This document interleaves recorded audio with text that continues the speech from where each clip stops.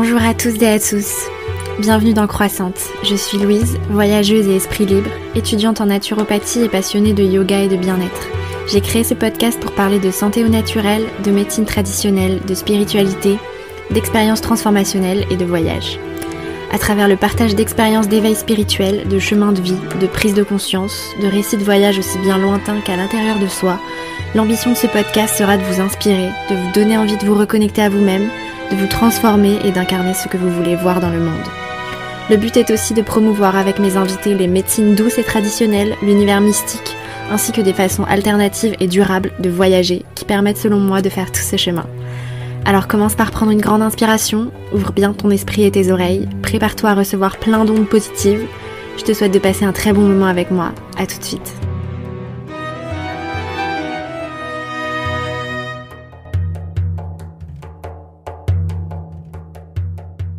Hello tout le monde, j'espère que vous allez bien. Aujourd'hui, je suis super heureuse de vous proposer une nouvelle interview avec une femme très inspirante qui va nous parler d'histoire de l'astrologie, de son éveil spirituel, de ses expériences mystiques et de mission de vie.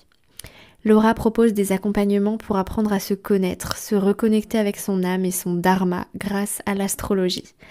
Et pour que cet art soit mieux appréhendé, j'ai voulu qu'elle nous explique un peu d'où vient l'astrologie et comment on peut un petit peu rationaliser et expliquer l'influence des énergies des astres sur nous. J'espère que ça vous donnera envie de vous y intéresser plus profondément, car je pense que l'astrologie est un très très bon moyen de s'aligner avec ses désirs et trouver ce qui va nous rendre heureux dans la vie, mais aussi de suivre les énergies cosmiques qui nous influencent tous en ces temps troublés et qui nous font vivre des épreuves pour peut-être des bonnes raisons, et de l'importance de guérir le collectif en se guérissant soi-même. Je vous laisse avec ce moment passionnant. N'oubliez pas de vous abonner, de noter le podcast sur Apple Podcast. À tout de suite. Salut Laura. Salut. Comment vas-tu ? Écoute, ça va, je suis très contente d'être là. Merci beaucoup de me recevoir. Je suis très contente de te recevoir. En effet, ça fait plusieurs mois que je te suis et que j'apprécie ce que tu partages sur les réseaux sociaux parce que tu as une très belle écriture. Tu te transmets des guidances astrales très inspirantes et en plus de ça, tu es une voyageuse. Donc, tu as coché pas mal de mes aspérités. Yes. Donc voilà, on va commencer. Tu vas commencer par nous expliquer un peu qui tu es, comment tu te définis, un petit peu ton parcours. Oui. Alors moi je suis Laura, j'ai 32 ans. Je suis née dans le sud de la France où j'ai grandi et passé toute mon enfance et mon adolescence. Et puis à 17 ans, je suis partie de chez moi pour faire mes études. Et là, ça a été le début d'une grande aventure qui n'est toujours pas terminée d'ailleurs. Je me considère comme une éternelle étudiante, une éternelle voyageuse aussi. D'ailleurs, en vérité, je pense que les deux vont ensemble de toute façon. Donc après ce départ, je suis passée par de multiples endroits. J'ai commencé par Nice où j'ai fait mes études, Paris, l'Espagne où j'ai vécu un petit peu par intermittence, de nouveau Paris, puis l'Inde et enfin l'Indonésie où j'ai passé plus de 4 ans et où je me suis, on va dire, révélée à moi-même dans tout ce que j'ai à la fois de puissant et de fragile, de sage et d'inconsidéré aussi, de bienveillant et de colérique et ainsi de suite parce que Bali, je pense vraiment, c'est l'endroit, et je pense que tu l'as ressenti aussi puisque tu y es allé, un des endroits sur Terre où le concept de la dualité est le plus à même d'être ressenti et expérimenté. D'ailleurs, ils ont un nom pour désigner cela, ils appellent ça Sukha Dukkha. Et c'est l'idée, c'est un petit peu comme le yin et le yang, en fait, c'est l'idée que le bien et le mal, entre guillemets, cohabitent dans toute chose. Et donc, c'était un passage obligé que je qualifierais d'initiatique. C'est comme si finalement j'étais allée là-bas pour réconcilier un petit peu tout ça en moi et redevenir entière. Un passage qui s'est d'ailleurs arrêté un peu brutalement avec la pandémie, puisque je me suis retrouvée en France juste avant le confinement. J'ai vécu ça comme un retour aux sources, finalement très très bénéfique. Pas du tout choisi ou alors vraiment choisi depuis un autre plan parce que c'était pas ce qui était prévu. Et c'est ce qui m'a permis en fait de finalement faire descendre entre guillemets dans la matière tout ce que j'avais traversé, tout l'enseignement qui m'avait été délivré finalement sur l'île des dieux, comme on l'appelle, dont l'énergie est quand même volcanique, et de me régénérer en fait, guérir, ou en tout cas commencer une guérison et puis faire monter petit à petit mon taux vibratoire. Et là, il y a vraiment une ascension en fait là, en 2020, malgré le contexte qui a commencé, en tout cas en ce qui me concerne. Et après ça, je me suis sentie très appelée par le Maroc. Et c'est donc là où je me trouve actuellement et où je mène une vie relativement calme et solitaire, ce qui me convient plutôt bien par rapport à la transition qu'on vit actuellement. Hmm. Voilà, pour mon parcours. Trop bien. Bah, je vois que je ne suis pas la seule à avoir des éveils spirituels à Bali. Mm. Et comme toi, je vais aller y poser mes bagages quelques mois, voire années, je pense. On dit que le karma brûle plus vite à Bali et j'ai toujours trouvé ça très vrai. Et c'est Ah pour ça ouais? qu'il y a ouais, il y a des personnes qui le vivent très mal en fait, qui aiment pas du tout. C'est un peu comme si, alors je dirais pas que l'île ne veut pas de ces personnes-là, mais c'est vrai que quelque part, faut être prêt pour recevoir cette énergie-là et puis la transformer, en faire quelque chose, quoi. Voilà, c'est assez violent. Ok, je savais pas qu'on disait ça de Ouais. Bali, mais Ouais. effectivement, je l'ai bien expérimenté. C'est incroyable.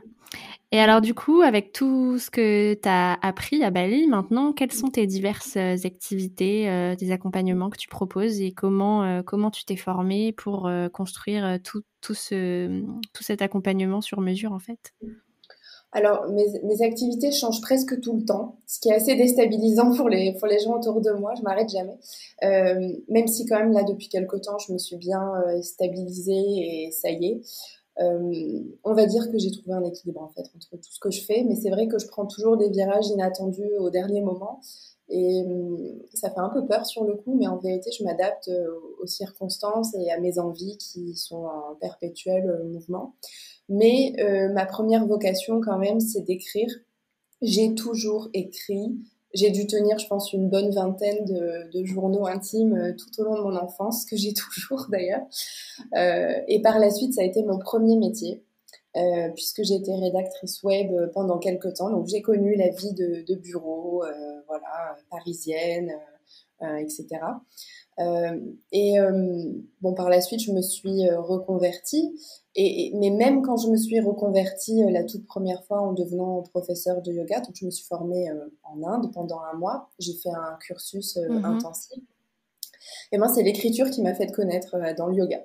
Donc, j'avais créé un blog à l'époque qui s'appelait Oh My Buddha et qui me fonctionnait bien et qui a fait que, du coup, pendant un an, j'ai pu enseigner le yoga à Paris avant de finalement mettre les voiles sur un coup de tête pour Bali, où j'ai commencé à petit à petit organiser des retraites de yoga pour femmes, qui sont vraiment en fait devenues un concept à part entière en 2019, même si ça faisait déjà donc plus de 3 ans que j'organisais des retraites régulièrement. Donc c'est devenu un concept à part entière cette année-là, dans la Villa Inca, qui était en fait une maison que j'avais fait, une vieille maison balinaise que j'avais fait rénover pour justement y organiser des séjours et que des âmes s'y rencontrent et vivent des moments hors du temps. Ce qu'on a fait pendant plus d'un an, c'était fabuleux. Et l'astrologie, en fait, est arrivée dans ma vie assez tôt. J'ai commencé à écrire mes toutes premières guidances de pleine lune et de nouvelle lune en 2018, alors que j'y connaissais absolument rien. Mais vraiment, je faisais fonctionner mon ressenti, mon intuition, puis je commençais un petit peu à me documenter sur l'astrologie. Et puis, j'ai décidé d'apprendre sérieusement et de me professionnaliser, on va dire, pendant le confinement, qui, je pense, a été utile à bien des personnes finalement. Mmh. Ça a révélé des carrières, des centres d'intérêt, etc. Et donc aujourd'hui, je vis essentiellement de tout ça. Et puis j'ai d'autres petits projets aussi par ailleurs. J'ai notamment avec mon partenaire qui est marocain berbère. On a décidé de mettre en avant l'artisanat marocain que j'adore. Et plus particulièrement les tapis qui sont tissés par des femmes. Parce que voilà, je suis très touchée en fait par le féminin, vraiment. et notamment à travers l'art.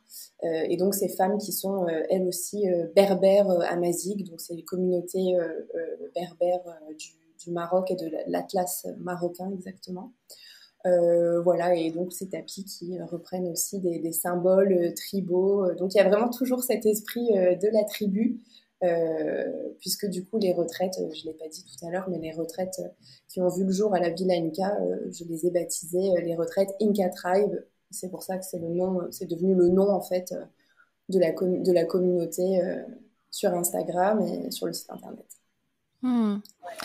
Trop intéressant ton parcours. J'ai vraiment envie de te rencontrer pour en apprendre un peu plus, parce que ouais, tout ce que tu as fait dans ta vie actuellement, c'est un peu tout ce que j'ai envie de faire là dans les prochaines années. Donc c'est trop Donc ça serait bien. trop bien de se rencontrer.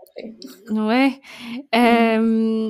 Bon, t'as parlé un petit peu de ton éveil spirituel à Bali, mais est-ce que tu peux nous partager un de tes déclics, un des moments dans ta vie où il y a eu un shift?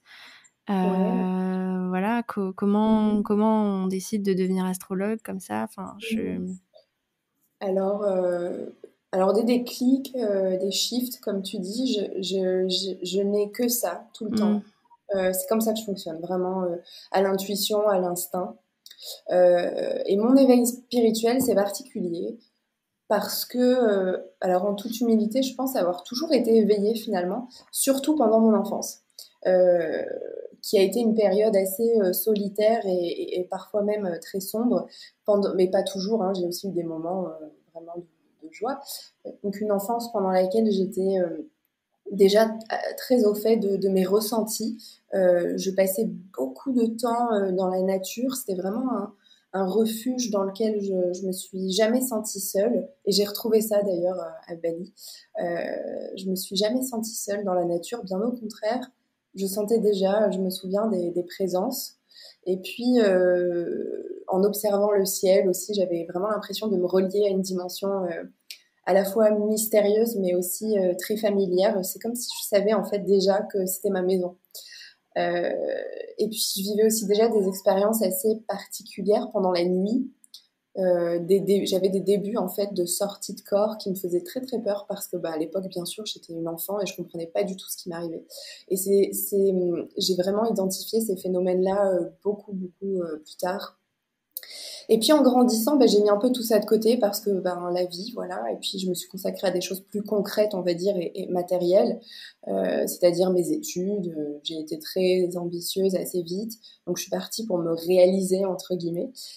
Et finalement, la vie m'a rattrapée en 2012, qui était quand même une grande transition vibratoire, puisque c'était, d'après le calendrier Maya, non pas la fin du monde, puisque ça c'était notre interprétation occidentale, mais bien la fin d'un cycle, la fin d'une ère, celle des poissons. Donc mysticisme, guerre de religion, désillusion, séparation.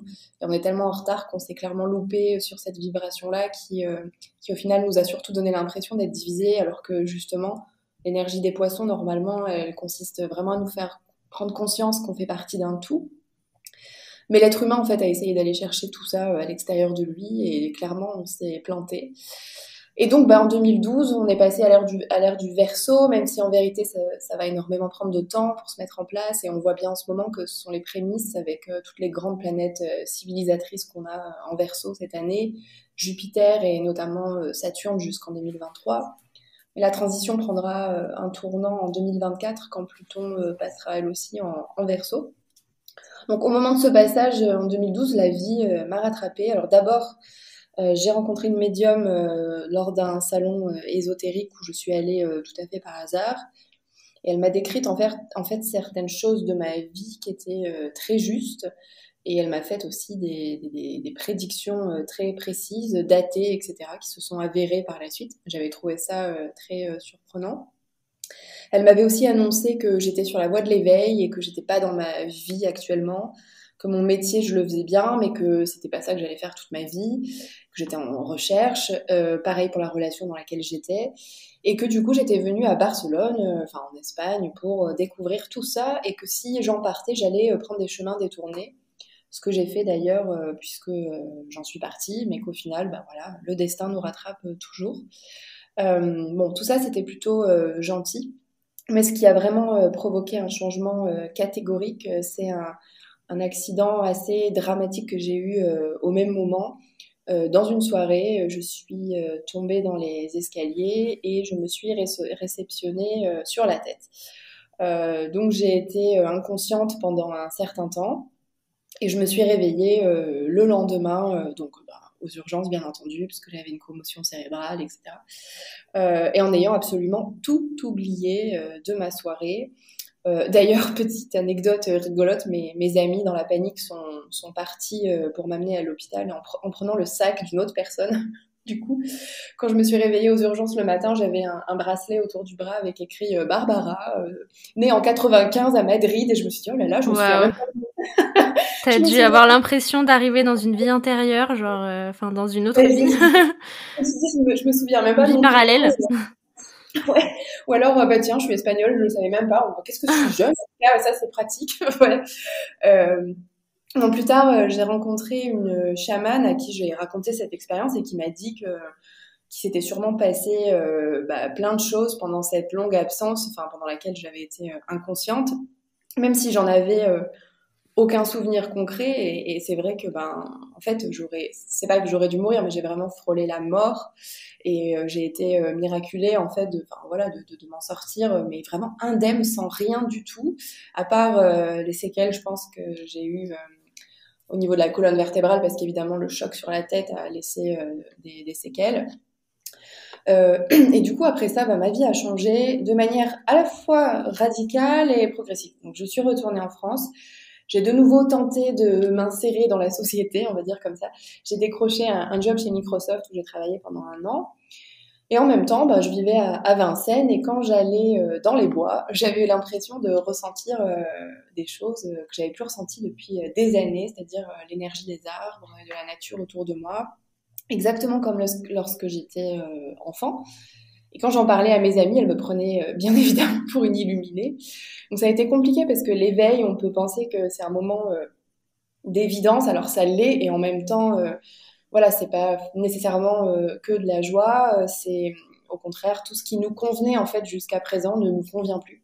Et donc forcément, ben, les gens avec qui on a des relations, enfin voilà, nos proches, nos partenaires, notre famille, eh ben, d'un coup, on se sent totalement incompris parce qu'on n'a plus les mêmes centres d'intérêt, on n'a plus le même discours, et en fait, ça fait très peur aux gens qui nous voient changer comme ça. Mais il faut savoir aussi que dans ces cas-là, l'univers met toujours sur notre route des âmes qui sauront nous guider, nous épauler, nous montrer la voie. Et justement, à cette période-là, je suis retombée par hasard sur une amie de l'université, Sabrina, qui elle, avait déjà vécu son éveil spirituel. J'en savais rien du tout. Elle était totalement transformée quand je l'ai revue. Et c'est elle qui m'a parlé d'énergie en premier. Et en fait, parce que après cet accident, j'avais perdu le sommeil. Et c'est elle, en fait, qui m'a parlé de la respiration. Voilà. Et donc, c'est comme ça que j'ai retrouvé petit à petit le sommeil.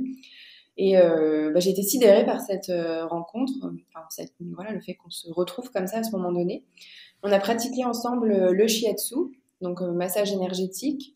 Et pendant une séance avec la personne qui l'avait initié, j'ai eu l'impression, parce que c'est moi qui recevais le massage, de revivre des incarnations passées, ou en tout cas de traverser d'autres plans d'incarnation. À un moment donné, je me suis vue comme un arbre gigantesque, culminant une grande forêt. C'était complètement fou. Et ben voilà, jusqu'au jour où, donc voilà, petit à petit, je me suis éveillée comme ça. Disons, ces choses-là me sont revenues.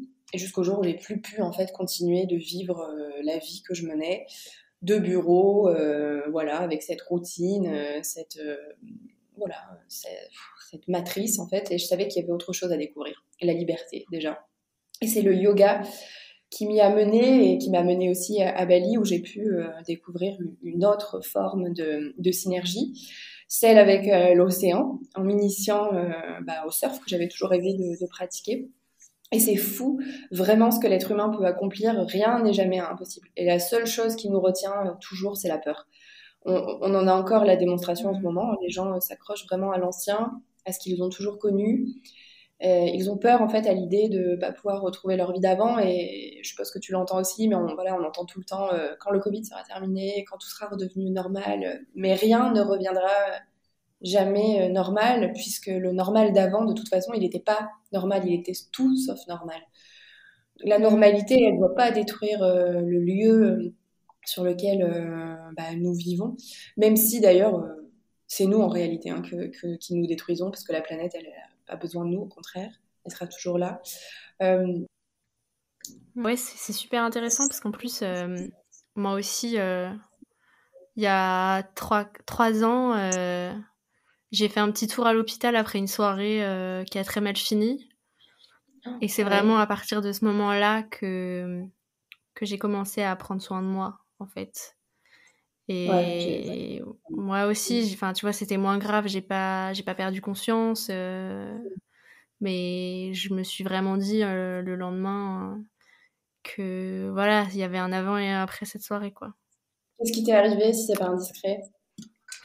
Bah, c'était le soir de la Coupe du Monde Mm. en 2018 et Ah, c'était il y a pas si longtemps, j'avais énormément bu et j'étais complètement amoureuse du serveur du bar dans lequel on était et il était pas cool. Mm. Et du coup, j'ai beaucoup bu pour essayer d'attirer l'attention en fait. Ouais, je Et, vois. euh, et je faisais Ça un m'a peu compris. n'importe quoi, on sautait sur les voitures, etc. Quand on avait gagné. Et je me suis pété la cheville et je me rendais pas compte que je m'étais fait une entorse. Donc je continuais à courir partout et mes potes m'ont mis dans un taxi une fois, 2 fois. À chaque fois, je ressortais du taxi en mode mais pourquoi vous m'abandonnez Enfin, une folle. Je me suis retrouvée chez moi à 4h du mat avec la cheville qui avait triplé de volume. J'ai appelé les urgences et je me suis fait descendre de chez moi en civière et je me suis retrouvée aux urgences et je me suis dit ok, Mm. bah il y a un petit truc à faire là je crois sur ma santé mentale et mes limites à poser. Et 3 jours après, enfin une semaine après, je suis partie en stage de surf yoga. J'ai fait du surf Ouais. sur les genoux avec mon entorse. Ah putain. Et le prof de yoga m'a fait mon premier thème astral. Ah, génial. Ouais, et c'est la première fois aussi qu'il m'a fait un espèce de nettoyage énergétique où j'ai connecté avec mon enfant intérieur. Mhm. Et voilà, quoi. C'était un peu le début d'une nouvelle histoire. Ouais, ouais, je vois bien. Ouais, c'est Donc marrant, voilà. c'est un peu similaire, quoi. Enfin, même si c'est pas exactement la même chose, mais Mm. finalement, Ouais. c'est exactement pareil, quoi. Enfin, je pense que quand on n'est pas sur le bon chemin, on repousse nos limites jusqu'à ce que, clairement, voilà. Moi, j'ai refait une chute après, quand j'étais à Paris, parce que je continuais, en Ouais. fait. Comme si je repoussais encore un petit peu mes limites et je me suis cassé une dent en tombant. On faisait les fous, c'était pas très grave, on Ah. s'amusait avec des potes dehors. Et pareil, je suis montée sur le dos de mon pote pour faire les imbéciles et il a couru, il est tombé, et on est tombé en avant. Et du coup, je me suis Ah. rétamée de sa hauteur à Ah. lui, qui est sur la tête, sur la face, je me suis pris le trottoir et dedans le devant cassé. Enfin, Mm. et là, c'était vraiment, mais qu'est-ce qui se passe, quoi? Pourquoi j'arrête pas de tomber? En fait, Ouais. ça m'a remis dans Ouais, le ouais, droit bah, je, chemin, quoi. je pense que, ouais, je pense que peu importe la gravité du truc, pas besoin d'avoir une expérience de mort imminente pour comprendre les signes, en fait. Je Exactement. pense que dès qu'il nous arrive une merde, en fait, je pense qu'il y a quand même des leçons à Mhm. tirer et des petites alarmes, quoi, des petites pichenettes que l'univers nous envoie en mode, hé, remets-toi sur le droit chemin. Et je pense que ça coïncide aussi avec d'autres vies. C'est-à-dire que, par exemple, si Ouais. à cet âge-là, exactement, dans une autre vie, c'est un moment où vous avez des expériences, où il nous arrivait quelque chose, où on va savoir quoi, ça se réactive en fait, ça se transmute, enfin, je sais pas comment dire, mais ça prend forme en fait dans la matière ici, tu vois. Et Mm. ça aussi, c'est bon, c'est assez complexe à expliquer, mais voilà, d'où parfois certaines maladies ou blessures qui sortent, enfin qui sont pas forcément corrélées à d'autres éléments de notre quotidien, tu vois. Genre moi typiquement ma blessure au dos, j'avais l'impression qu'elle était vraiment karmique, quoi. Euh, qui est apparu en 2016, un peu, voilà, plus ou moins sorti de nulle part. Et en fait, plusieurs fois, j'ai fait des séances avec des magnétiseurs qui m'ont dit que dans d'autres vies, j'avais fait une chute à cheval. C'est marrant, on l'a dit plusieurs fois. Et qu'en fait, ça coïncidait avec ce moment-là et que du coup, c'était apparu dans la matière comme ça, quoi. Ouais. Ouais, j'ai un peu une histoire similaire dans un épisode, je sais pas si c'est l'épisode 9, où je raconte en fait ma séance avec une médium où on a été dans mes vies antérieures. Ouais. Ça a l'air trop bien. J'ai trop envie de l'écouter, cet épisode. Ouais. Bah, je t'invite à le faire et j'invite les auditeurs à le faire aussi, si ce n'est pas déjà fait. Bref, tout ça pour dire que l'être humain s'adapte tout le temps, quoi qu'il arrive. Et parfois, il faut tout perdre pour s'apercevoir de quoi cet humain est réellement fait, ce qu'il attend depuis la nuit des temps, ce qu'il est venu découvrir, ce pourquoi il a été conçu.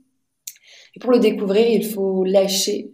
Il faut perdre en fait ce qu'on pensait être nos acquis pour expérimenter autre chose et s'apercevoir qu'on est tout puissant, qu'on a un potentiel infini et que nous sommes des êtres créateurs. C'est vraiment nous qui manifestons, créons notre réalité.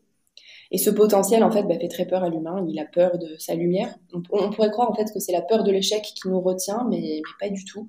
C'est vraiment la peur de briller, la peur d'être dans sa propre lumière, parce que souvent, ça veut dire renoncer à tout, se transformer, décevoir ses proches, peu importe les limitations qui nous retiennent.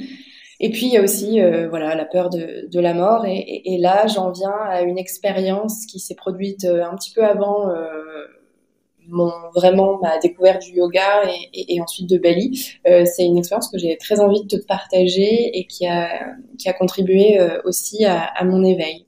En 2014, là, effectivement, j'ai eu ce que j'appellerais ma toute première expérience mystique, entre guillemets. Et en fait, c'est elle qui m'a spirituellement réveillée. C'est elle qui m'a ramenée, en fait, à ma condition. Je dirais ça comme ça. Tu veux que je te la raconte? Oui. C'est assez drôle en fait parce que donc à l'époque j'avais vraiment une vie tout ce qui est plus normal on va dire, donc j'étais journaliste, j'avais un quotidien bien chronométré, etc. Et puis je venais d'avoir 25 ans, donc j'étais encore jeune, hein, mais à l'époque je me suis dit 25 ans, ça y est, là j'ai franchi un cap, bientôt j'ai 30 ans, donc bientôt j'ai 35 ans, donc bientôt j'ai 40 ans, donc bientôt je vais mourir. Ouais. Voilà. Non mais vraiment j'ai eu et en fait ça m'a déclenché pour la première fois. J'ai toujours été assez émotive et stressée, anxieuse, je dirais, voilà. Mais là, vraiment, je me suis déclenché une crise d'angoisse. Et c'était la première fois que ça m'arrivait. C'est assez horrible d'ailleurs, hein. T'as vraiment l'impression de mourir, quoi. T'as le cœur qui bat hyper vite, t'as l'impression qu'il va sortir de ta poitrine, la respiration qui s'accélère, etc. Enfin, ça a été atroce, en pleine nuit. Je me suis vraiment visualisé la mort comme étant le néant, le vide, tout qui s'arrête. Et je me suis dit, mais c'est ça, en fait, la mort. J'étais vraiment flippée, quoi. Et là, au beau milieu de cette angoisse nocturne, j'ai entendu une voix.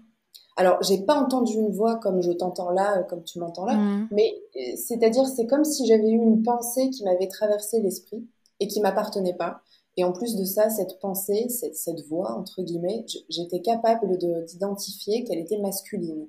Donc vraiment, et puis surtout, ça aussi très important, quand j'ai entendu cette voix, je me suis aussitôt apaisée. L'ambiance, enfin l'énergie a complètement changé et d'un coup, en fait, je me suis sentie protégée, enveloppée. Et cette voix m'a dit, entre guillemets, non, c'est pas ça. Et là, j'ai été saisie. Je me suis dit, alors déjà, j'ai senti que vraiment, il y avait un changement dans ce que je ressentais. Et puis, j'ai pensé, si c'est pas ça, c'est quoi? Et en plus, je me suis dit aussi, et c'est quoi cette voix qui me parle? Donc, j'ai vraiment pensé, j'ai répondu, du coup, c'est quoi? Et là, la voix, cette présence, peu importe ce que c'est au final, m'a répondu, c'est la foi, c'est la joie. Et après, ça s'est arrêté. Et là, moi, tu vois, à l'époque, la foi, la joie, j'ai pas du tout une éducation religieuse. Mes parents sont athées, ma famille, voilà, il y a pas, voilà, on n'a pas du tout cette. Bon, voilà. Donc, c'était pas des concepts avec lesquels j'étais familière. Et pourtant, le lendemain, donc vraiment, j'étais imprégnée encore de cette présence, cette expérience qui m'a voilà, saisie.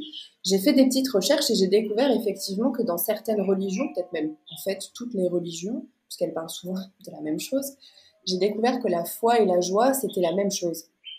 C'est-à-dire que quand on a la foi, on a la joie, et quand on a la joie, on a la foi. Ce sont des concepts qui sont interconnectés. Évidemment, alors j'en ai parlé à ma grand-mère parce que j'ai une de mes grand-mères qui est quand même qui a grandi dans une famille, enfin qui elle a été voilà, qui a bénéficié d'une éducation catholique.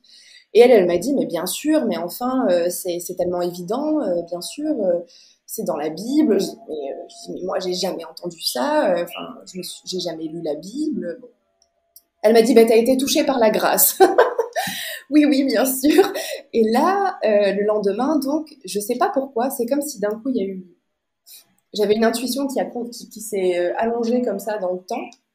J'ai eu envie d'aller écouter du gospel. Alors, j'ai toujours aimé ça, mais c'est vrai que je sais pas pourquoi ça m'est revenu à ce moment-là. Mais quelque chose, en fait, me disait, je ressentais au fond de moi que c'était lié avec ce que j'avais entendu la veille. Donc, je me suis rendue dans une église pour écouter du gospel. Donc, j'étais toujours à Paris à cette époque. Et là, bon, déjà, bon, c'est magnifique, voilà. Mais surtout, j'ai eu une démonstration vraiment. Je pouvais pas avoir meilleure démonstration de ce qu'était la joie et la foi en même temps. Voilà. Et là, j'ai dit, d'accord, j'ai compris. Et c'est un peu comme si à partir de ce moment-là, j'acceptais d'aller à la, je sais pas comment dire ça, mais à la rencontre en fait de mon destin et de lâcher et de plus avoir peur de la mort, même si en vérité, bien sûr, que l'être humain a toujours peur de la mort, mais voilà, d'aller au-delà de ça, c'est le cas de le dire. Et à partir de là, voilà, c'est mis en place. Je dirais que c'est à ce moment-là, voilà, que je me suis vraiment éveillée et j'ai commencé par la suite à faire du yoga et petit à petit, ma vie a changé. Voilà. Ça, c'était ce que je dirais, désignerais comme mon éveil spirituel. Ok. Ouais, Voilà. c'est énorme, hein, mais ouais, ce concept de foi et de joie, ça me fait aussi penser à ce que j'ai ressenti quand je suis allée à Bali, quand je vais en Asie en général, parce que voilà, c'est vrai qu'à Bali, ils pratiquent leur religion d'une manière super joyeuse, en fait. Ouais. Et c'est ça qui m'anime et c'est ça qui m'a, c'est de voir, je pense que de voir les Balinais pratiquer leur culte avec autant de joie, autant de gratitude, c'est ça qui m'a aussi pas mal reconnecté au sacré en fait. Et il ne Donc nie ouais. pas, une fois de plus, on revient à la dualité. En fait, il prie aussi bien les esprits que les démons. Mm, En fait, les offrandes qui sont posées en hauteur sont pour les esprits, et les offrandes qui sont posées sur le sol, qu'on voit absolument partout, mm, sont pour les démons. Donc, il prie les d'accord. deux, Ok. parce que les deux font partie du tout, une fois de plus. Mm. Donc en fait, avec tout ça, tu as un petit peu développé des dons de médiumnité, non? C'est un peu ça que, enfin, qu'on pourrait te définir. Tu as quand même voilà, des perceptions que le commun des mortels n'ont pas forcément. Je pense qu'en vérité, on pourrait tous développer ces choses-là. Mm. Après, on n'est pas tous prêts, voilà. Mais en Ouais. même temps, ce qui est et chacun son rythme. Mm. Mais après, c'est vrai que, alors moi, surtout, ce que j'ai, parce que je pense que chacun a aussi, comment dire, certains talents ou dons.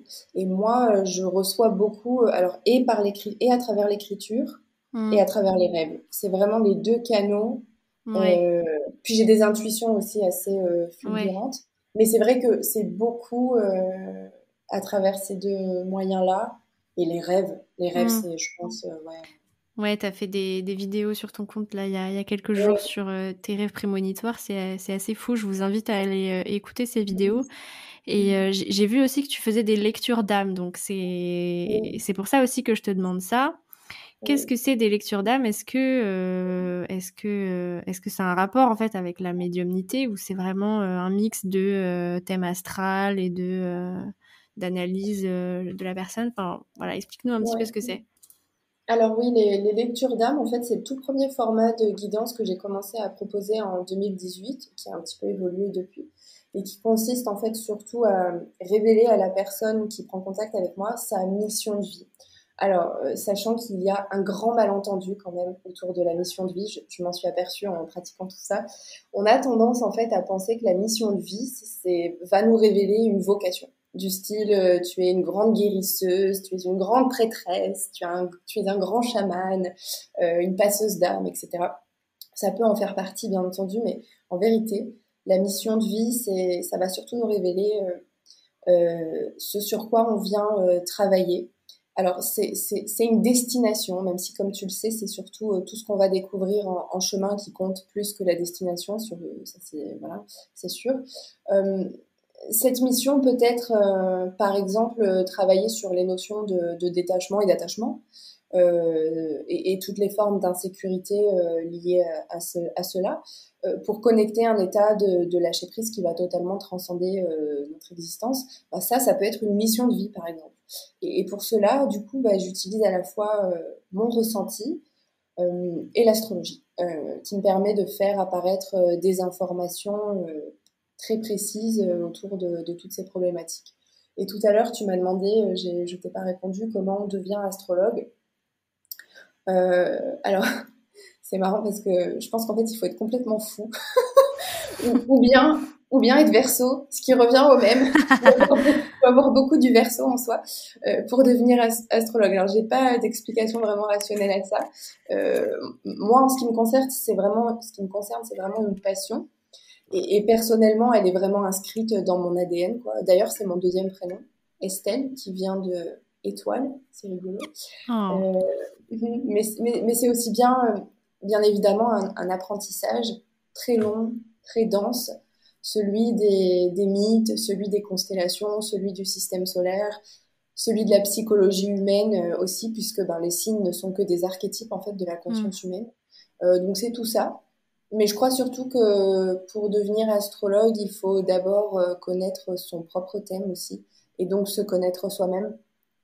Si on n'est pas capable d'interpréter correctement sa propre carte natale, avec humilité, avec honnêteté, c'est vraiment pas facile, on Mm. sera jamais qualifié pour interpréter celle des autres. Donc c'est vraiment d'abord un travail sur soi, avant Mm. tout, en parallèle bien sûr de tout ce qu'on apprend sur l'astrologie quand on veut se former. Et un travail sur soi bah, pour aller en soi, mais aussi pour sortir de soi, du latin existere, donc sortir de soi pour exister. Donc être astrologue, en fait, je pense que c'est aider les autres à mieux exister. Mm. C'est très intéressant, cette interview est vraiment très intéressante. Donc ouais, Tes questions apprendre. sont très pertinentes aussi.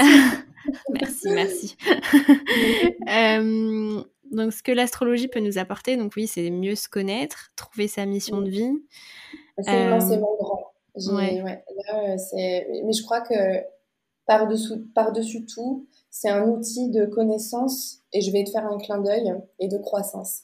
Ah, Donc, en fait, ça nous permet vraiment de comprendre les grands cycles de la nature, de l'univers, mais aussi ceux de ouais. l'humain, dont la vie est ponctuée de crises, de transformations qui sont inscrites dans l'ADN de la personne. C'est dans sa carte du ciel, en fait, qui est son Mm. empreinte énergétique dans l'univers. Donc, c'est finalement le moyen de comprendre certains concepts très mystérieux, notamment celui, par exemple, bah, de l'infiniment grand et de l'infiniment petit. Comprendre que tout est lié, que tout fonctionne ensemble, que tout est impermanent aussi et voué à changer. Et quand tu comprends cela, tu vis les choses avec beaucoup de sérénité et d'acceptation. Ça permet aussi de comprendre toute la complexité, la profondeur et le potentiel psychique aussi de la personne, soi-même, hein, mais les autres aussi. Personnellement, moi, j'étais vraiment une énigme totale à moi-même jusqu'à ce que je me plonge en fait dans l'astrologie et que toutes les facettes de ma personnalité me soient exposées comme ça d'un coup au grand jour et qui pour beaucoup sont totalement antagonistes, quoi. Mais Mm. aussi pour tous les tourments qui peuvent t'habiter, les mécanismes que ton âme met en place pour que tu puisses les transposer, aller au-delà de ce qui est connu et répété pour connecter quelque chose de plus aligné avec ce que tu es destiné à découvrir. Donc c'est vraiment un plongeon à l'intérieur de soi, dans son univers intérieur. Et Ça nous permet aussi d'identifier notre karma, c'est quand même important de le dire. Enfin, en tout cas, moi, je pratique beaucoup l'astrologie karmique aussi. Donc, d'où on vient, notre bagage, où on va, notre voyage. Et ça nous permet du coup de comprendre Mm. aussi la vibration du moment, avec quoi on travaille, parce qu'il faut savoir que prendre la mesure des énergies mises à notre disposition, ça nous permet de faire le travail en conscience, plutôt que de rester dans une forme d'ignorance, entre guillemets. C'est pas du tout connoté négativement, mais voilà, et que, parce que du coup, quand on est dans l'ignorance, bah, tout nous est finalement redistribué sous une autre forme, et souvent c'est bien moins plaisant. Et voilà, bref, c'est infini, comme le ciel et Mm. les constellations. Ouais, c'est beau cette métaphore du bagage, voyage, là. J'adore, je l'ai noté. Euh, alors moi, je suis totalement convaincue par tout ça. Ouais. Mais je pense que voilà, l'astrologie mériterait d'être mieux connue. Et je pense que ce qui freine les gens, c'est de ne pas savoir en fait l'histoire de l'astrologie et qui a décidé tout ça, qui a décidé que Vénus influençait nos relations amoureuses, que la Lune influençait nos émotions, que telle constellation allait devenir le signe du lion, qui serait l'archétype du passionné qui aime briller, que le Gémeaux c'est le messager. Enfin voilà, donc je t'ai aussi invité pour ça, pour que tu nous fasses un petit peu une histoire de l'astrologie en fait. Donc voilà, je te laisse nous partager un petit peu Oui. des réponses à ces questions existentielles. Alors l'histoire de l'astrologie, ça remonte, comme tu t'en doutes, à la nuit des temps. Alors on a quelques repères quand même, hein, en Égypte notamment, moins de 1500 avant Jésus-Christ. En Chine aussi, moins 3000 avant Jésus-Christ. Même si en vrai, les événements astronomiques ont laissé bien sûr des traces de leurs observations parmi toutes les civilisations anciennes, tibétaines, hindoues, etc. Mais ce sont les Grecs, Aristote et Ptolémée notamment, qui ont proposé une interprétation et une structure à tout ça. Alors, il ne faut pas oublier que le poids et la structure, c'est vraiment très important, parce qu'il ne faut pas oublier que l'astrologie définit en tout premier lieu les saisons. Ce sont les signes qui déterminent les saisons, et non le contraire, hein, contrairement voilà, à ce qu'on pourrait croire. Et donc, ce sont les Grecs qui ont divisé cet ensemble en 12 positions identiques, en observant tout simplement le ciel, et en constatant que tout cela coïncidait avec des périodes, des phénomènes, etc. Donc c'était vraiment un très très long travail d'observation. Euh, et donc ils se sont aperçus aussi que les constellations, donc les signes du zodiaque, au nombre de 12, représentaient des choses vivantes. C'est-à-dire que c'était des symboles en fait. Alors à part pour la balance, d'ailleurs, qui est le seul objet du zodiaque. Sinon, ce sont tous des animaux. D'ailleurs, zodiaque, pour info, vient de zodiakos, qui signifie en grec petit cercle d'animaux. Et leur interprétation, en fait, elle s'est faite à partir de synchronicités qu'ils ont pu observer. Euh, Par exemple, ils se sont aperçus que, ah ben tiens, à chaque fois qu'on a cette constellation au-dessus de la tête, il fait chaud et on se sent comme ci et comme ça. Bon, je simplifie, mais en gros, c'était un travail d'observation au départ. Donc d'observation, de synchronicité, mais surtout de symbole, puisque le symbole amène le mot, qui amène la vibration, qui amène l'énergie. Donc c'est un langage en fait, et d'ailleurs astrologie ça veut dire langage des étoiles. Astrologie, logie ça vient de langage. Enfin langage vient de logie. Donc on pourrait comparer les signes en fait à des mots ou des phrases, et les planètes ce serait l'énergie, des énergies, des fonctions, les éléments, c'est-à-dire l'eau, le feu, l'air, etc., des tonalités, les saisons, des espaces-temps. Et en fait, si tu regardes bien, finalement, c'est juste ni plus ni moins qu'une représentation du tout. C'est comme si, en fait, ça avait été mis là, en haut, au-dessus de nous. Alors, par qui, par quoi, bien évidemment, on ne sait pas. Mais pour nous montrer, ça a été mis là pour nous montrer ce qui se passe ici. D'où aussi D'accord. cette notion de, voilà, de cette idée que tout est interconnecté, l'infiniment grand, l'infiniment petit. Voilà. Ok. Et alors, c'est quoi le rapport entre astronomie et astrologie? Alors, il n'y a Parce que aucun du coup, rapport entre l'astronomie, c'est très scientifique et oui, voilà, et l'astrologie moins. Donc, du coup, c'est comment ils interagissent? alors là, en fait, oui, l'astronomie, c'est une science qui étudie la position, les mouvements et la constitution des corps célestes sans tenir compte de leur effet sur l'humain. C'est pas du tout leur domaine d'étude, c'est pas ce qui les intéresse. Alors que l'astrologie se base sur des observations qui ont originellement donc été faites par des civilisations qui nous ont précédés et qui avaient un savoir ancestral et qui diffèrent donc forcément de celui des scientifiques puisque c'est une approche totalement différente et qui détermine du coup l'influence des astres sur la vie terrestre, ce que l'astronomie ne fait pas. Je dirais que le premier est vraiment une science, comme tu l'as dit, et que le deuxième, c'est surtout un art, ou en tout cas un langage. OK. L'astrologie est un art. OK. Oui. Et il y a plusieurs écoles, en fait, d'astrologie. J'entends pas mal parler de l'astrologie védique en ce moment. Oui, il y a Hem, plusieurs approches, ouais. donc Chinoises, en fait, toutes les civilisations ont leur vision, on va dire, leur approche de l'astrologie, même si quand même, au final, on parle quand même de la même chose, quoi. ouais, ça se Juste rejoint. l'approche, ouais, différente. OK, ça Mm. marche. Hem, alors, je voulais revenir aussi sur, en fait, maintenant qu'on sait un petit peu d'où ça vient, comment les énergies arrivent à nous influencer? Alors je voulais d'abord, avant de poser cette question, lire, un petit ce que Noélie Salguera, que j'ai, invitée dans mon podcast, met dans son workbook à chaque pleine et nouvelle lune, dans les rituels, en fait. Donc je la cite, hem les cycles du Soleil, de la Lune et des planètes dictent l'énergie qui nous envoie sur Terre. Les corps célestes sont constitués de matière, comme tout dans l'univers. La matière de toute nature émet une fréquence électromagnétique, et les ondes électromagnétiques sont la manifestation physique des vibrations de la matière. Les vibrations créent une ondulation d'énergie ou un courant qui peut voyager à travers le temps et l'espace. Sur Terre, nous sommes affectés par ces ondes qui nous parviennent de la Lune, du Soleil et des planètes. Alors, ça paraît assez compliqué, donc je voulais un petit peu que tu nous expliques comment les constellations ou les signes, les planètes, finissent par nous envoyer de l'énergie et finissent par, influencer nos comportements, nos émotions et cetera, pour que ce soit un peu plus concret et compréhensible tout ça. Alors c'est vrai que c'est difficile à concevoir pour des esprits cartésiens, et pourtant, les scientifiques, ils ont bien observé que la Lune, et on le sait tous, hein, elle avait déjà un effet sur l'élément eau, qui représente nos émotions d'ailleurs, en créant le fameux phénomène des marées.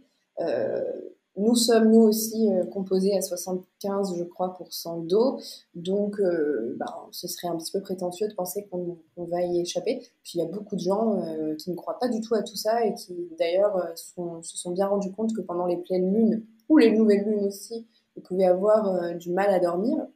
Donc, ce serait vraiment dommage d'ignorer toutes les autres planètes, c'est vrai, qui, au même titre que la Lune, même si la Lune et le Soleil, en vérité, ce sont des luminaires, ce ne sont pas des planètes, vibrent et envoient, elles aussi, de l'énergie. Seulement parce que c'est pas vraiment visible, c'est pas palpable, on n'en tient pas compte, on pense que ça n'existe pas.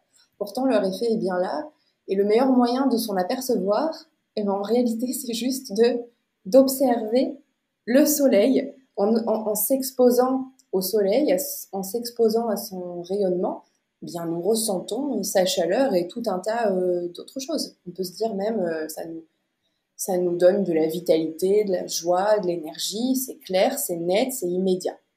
Et on ne conteste pas cela. Pourquoi? Parce que son influence, voilà, elle est immédiate, là où celle d'autres planètes est beaucoup plus subtile, notamment les planètes transpersonnelles comme Neptune, par exemple, qui est la plus éloignée de notre système solaire. Et l'énergie des constellations, quant à elle, c'est une projection. C'est-à-dire que, je dis pas qu'elle n'est pas réelle, mais on pourrait dire que c'est une métaphore. La présence d'une planète dans un signe va nous indiquer que nous sommes dans cette énergie-là, qu'elle est activée en fait, à ce moment précis. C'est un rythme. Par exemple, actuellement, le Soleil, notre principe conscient, notre vitalité, se trouve dans la constellation du Lion, dont il est d'ailleurs la planète maîtresse, puisque le Lion est gouverné par le Soleil. Chaque signe a une, voire deux planètes de prédilection, on va dire, qui le gouvernent. Donc le Soleil est très à l'aise dans le signe du Lion. Nos forces de rayonnement sont activées pendant la saison du Lion. Lion égale signe de feu, signe fixe de l'été, signe masculin. On sait du coup que c'est cette vibration-là qui est mise à notre disposition, qui nous est envoyée, qui nous est proposée. Traduction, créativité, enfant intérieur, joie, foi, joie, estime de soi, etc. Pour donner un autre exemple, Saturne, planète du temps, du karma, des lois, des restrictions et des responsabilités, bref, la planète qui pose un cadre, qui nous demande de faire des efforts, qui nous met à l'épreuve du temps, qui amène des obstacles. Elle est actuellement dans le signe du Verseau, qui nous parle de liberté, d'individualité, mais aussi de collectif. Bon, je crois que le message est clair. On est restreint en ce moment, pendant un certain temps, dans nos libertés individuelles. Tout se vérifie toujours. D'accord. Ouais, c'est assez, ça devient assez concret effectivement quand t'en parles et quand tu donnes des exemples, actuels. Hem, je pense que je pense que ça fait du bien de savoir tout ça et de se dire qu'il y a pas une fatalité et que les choses vont bouger et que, ce que tu transmets aussi, c'est que les choses arrivent pour une raison et que, bah, le mouvement des planètes fait que c'est un petit peu écrit. Alors, j'avais pas trop prévu de te poser ce genre de questions, mais est-ce que tu penses que tout est écrit? Alors, je pense que tout est écrit. En revanche, on aura toujours notre libre arbitre. Rien ne nous est jamais imposé, ni par les astres, ni par quoi que ce soit. Euh, enfin, si, mais on aura toujours le libre arbitre, c'est-à-dire que nous sommes les seuls maîtres à bord et c'est nous qui décidons de ce que nous allons faire de ces énergies qui sont mises à nos dispositions. Est-ce qu'on choisit de travailler avec elles en conscience? Est-ce que, voilà, on aura toujours notre libre arbitre. Mais c'est vrai que il y a une trame, ça c'est certain. Et puis, on a aussi un bagage qui est cette fameuse carte du ciel natale, qui sont en fait ni plus ni moins, notre date de naissance, en fait, ce sont des coordonnées GPS qui sont projetées sur le zodiaque et qui vont du coup nous dire, bah voilà, tu arrives avec ça. Après, euh, ça, c'est aussi activé ou pas en fonction des planètes qui passent. Parce que la carte natale, on est bien d'accord, c'est la position des planètes au moment de notre naissance, mais au fur et à mesure, dans la vie, les planètes, elles sont toujours là au-dessus de nous et elles continuent de faire des choses entre elles, de dialoguer, de passer dans des signes, de former des aspects avec les autres planètes, etc. Et du coup, d'entrer en interaction avec notre carte du ciel. Et dans l'astrologie, il y a aussi des grands cycles. Et on passe tous par là. Je te donne un exemple. Saturne, par exemple, cette fameuse planète du temps, du karma, des restrictions, qui est la planète du Capricorne et du Verseau aussi, elle met 29 ans pour revenir à l'endroit exact où elle était quand tu es né. Donc, quand tu approches de tes 29 ans, tu traverses ce qu'on appelle un retour de Saturne. Et ce retour de Saturne est très important dans les cycles de l'astrologie et de la vie dans l'humain, parce que c'est le moment où tu deviens mature. C'est le moment où le week-end, alors qu'on te propose une sortie, tu dis non, je reste, je me couche tôt parce que j'ai un truc à faire demain. Voilà, ça c'est le retour de Saturne. Donc voilà, on n'a pas le choix dans le sens où on traverse de toute façon ces énergies, c'est comme ça, ces cycles, mais après on est toujours libre dans nos décisions. Et il faut savoir que si on refuse de travailler sur quelque chose ou on refuse de saisir cette opportunité, etc., elle nous sera reproposée à un moment donné et dans un prochain cycle. Mais du coup, c'est vrai que tant qu'à faire, autant aller, alors non pas le plus vite possible, mais voilà, de maintenir le cap, on va dire. Mm. Et que ces énergies aussi ne nous soient pas redistribuées sous une autre forme qui serait, comme j'ai dit tout à l'heure, un peu moins plaisante. D'où l'intérêt de s'éveiller à tout ça. Et tu disais tout à l'heure, ça fait du bien aussi, je pense, parce que l'être humain a besoin de se sentir relié. Mm. Voilà. Comme quand il est bébé, il a besoin de se sentir relié à sa mère. Et là, c'est exactement pareil. On a besoin de se sentir aussi relié avec cette chose qui est au-dessus de notre tête et qui a tout un tas de projets pour nous. Ouais, je pense que ça donnera envie aux plus cartésiens de faire leur thème astral et à tous les gens qui se disent non mais moi je veux pas croire que tout est écrit, je veux pas avoir des prédispositions pour choisir ce que je veux dans la vie alors que au final ça peut être très intéressant au contraire.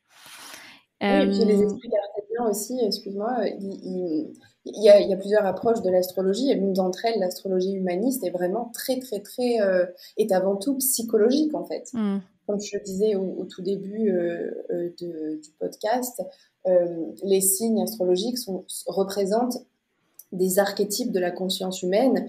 Et en fait, quand tu les étudies, quand tu étudies une carte du ciel, tu peux tout à fait dresser un profil psychologique. Et ça n'a rien de tiré par les cheveux. On peut proposer plusieurs approches. Quelqu'un qui sera pas fermé à l'idée des vies antérieures, du karma, etc. On peut lui proposer une approche karmique pour qu'il comprenne où est-ce qu'il en est dans son cycle d'incarnation, sur quoi est-ce qu'il travaille, sur quoi est-ce qu'il bloque, quels sont ses talents, les ressources dans lesquelles puiser pour pouvoir avancer, etc. Mais quelqu'un qui veut une approche plus terre-à-terre, on va lui faire un thème humaniste. Ok, très intéressant. Je crois aussi savoir que l'astrologie, c'est quelque chose qui est un peu en mouvance. Enfin, on continue comme on découvre des planètes, on découvre aussi de nouvelles interprétations. Et j'ai entendu dire il y a pas longtemps qu'il y avait un nouveau signe du zodiaque qui s'appelait le Serpentaire. Donc, je voulais savoir si tu Avec tout avais des Harry choses à Potter. nous dire là-dessus. Alors, ce fameux 13e signe, je pense qu'on s'en est beaucoup servi pour, quelque part, essayer de décrédibiliser un petit peu l'astrologie. En vérité, les Grecs avaient déjà bien observé cette constellation. De toute façon, tu t'imagines bien qu'avec tout ce qu'ils avaient observé, comment est-ce qu'ils auraient pu passer au travers Ils l'avaient bien observé, cette constellation d'étoiles, mais ils ont simplement décidé ils ont constaté en fait tout simplement qu'elle ne faisait pas partie du zodiaque, donc ils l'ont pas prise en considération dans le zodiaque. Mais ils en parlent de cette constellation et le zodiaque en fait c'est ni plus ni moins la zone en fait le bandeau des planètes où les planètes de notre système effectuent leur course tout simplement autour de nous et cette constellation n'en fait tout simplement pas partie. Voilà. Donc, il n'y a pas D'accord. de 13e signe en réalité, il y en a bien 12. Ok, parce que j'avais lu des articles, en fait, si vous êtes Sagittaire, et ben en fait vous êtes Serpentaire. Puis en plus, Non, avec un nom comme ça, ça ça fait donne un pas peu trop. peur. Ok, bon bah la question est répondue.